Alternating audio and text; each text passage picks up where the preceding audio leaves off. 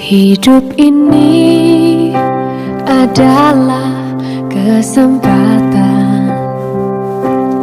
Hidup ini untuk melayani Tuhan. Jangan sia-siakan. Pada bulan Nisan, tahun ke-20, pemerintahan Raja Artahsasta, ketika menjadi tugasku untuk menyediakan anggur, aku mengangkat anggur dan menyampaikannya kepada Raja. Karena aku kelihatan sedih, yang memang belum pernah terjadi di hadapan Raja, bertanyalah ia kepadaku, "Mengapa mukamu muram, walaupun engkau tidak sakit? Engkau tentu sedih hati." Lalu aku menjadi sangat takut. Jawabku kepada Raja, "Hiduplah Raja untuk selamanya. Bagaimana mukaku tidak akan muram kalau kota, tempat pekuburan nenek moyangku, telah menjadi reruntuhan dan pintu-pintu gerbangnya habis dimakan api." Lalu kata Raja kepadaku, "Jadi, apa yang kau inginkan?" Maka aku berdoa kepada Allah semesta langit. Kemudian jawabku kepada Raja, "Jika Raja menganggap baik dan berkenan kepada hamba-Mu ini, utuslah aku ke Yehuda, ke kota pekuburan nenek moyangku, supaya aku membangunnya kembali." Lalu bertanyalah Raja kepadaku, sedang permaisuri duduk di sampingnya, "Berapa lama engkau dalam perjalanan? Dan bilakah engkau kembali?" Dan Raja berkenan mengutus aku, sesudah aku menyebut suatu jangka waktu kepadanya. Berkatalah aku kepada Raja, "Jika Raja menganggap baik, berikanlah aku surat-surat bagi bupati-bupati di daerah seberang sungai Efrat, supaya mereka memperbolehkan aku lalu sampai aku tiba di Yehuda.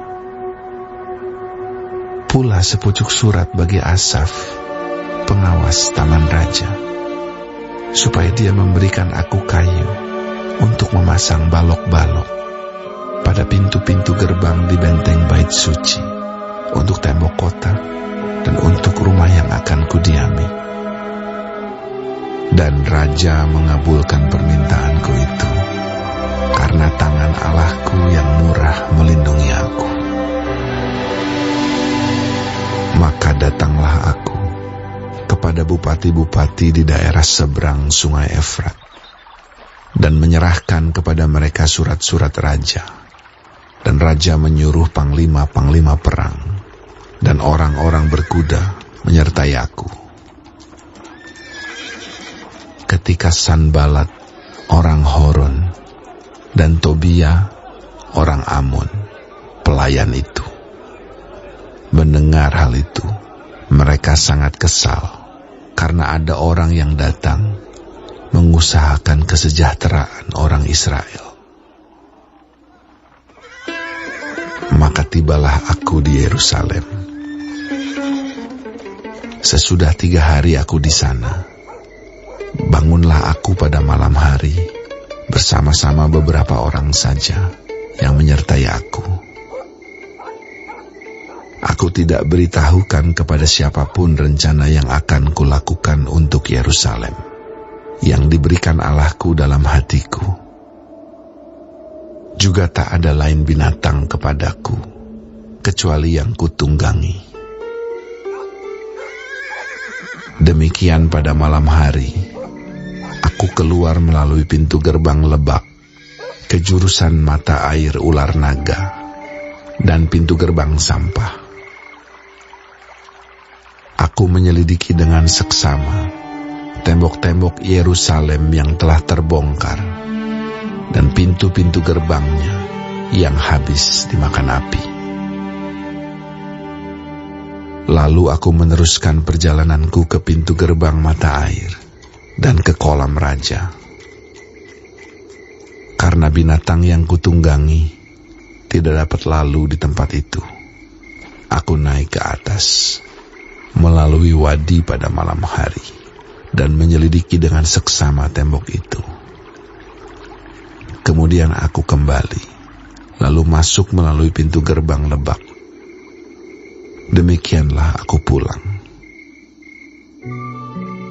Para penguasa tidak tahu kemana aku telah pergi dan apa yang telah kulakukan. Karena sampai kini, aku belum memberitahukan apa-apa kepada orang Yahudi, baik kepada para imam, maupun kepada para pemuka, kepada para penguasa, dan para petugas lainnya. Berkatalah aku kepada mereka, "Kamu lihat kemalangan yang kita alami, yakni Yerusalem telah menjadi reruntuhan, dan pintu-pintu gerbangnya telah terbakar. Mari kita bangun kembali tembok Yerusalem, supaya kita tidak lagi dicela." Ketika ku beritahukan kepada mereka betapa murahnya tangan Allahku yang melindungi aku, dan juga apa yang dikatakan raja kepadaku, berkatalah mereka, "Kami siap untuk membangun." Dan dengan sekuat tenaga, mereka mulai melakukan pekerjaan yang baik itu. Ketika Sanbalat, orang Horon, dan Tobia, orang Amon, pelayan itu, dan Geshem, orang Arab, mendengar itu, mereka mengolok-olokkan dan menghina kami. Kata mereka, "Apa yang kamu lakukan itu? Apa kamu memberontak terhadap raja?"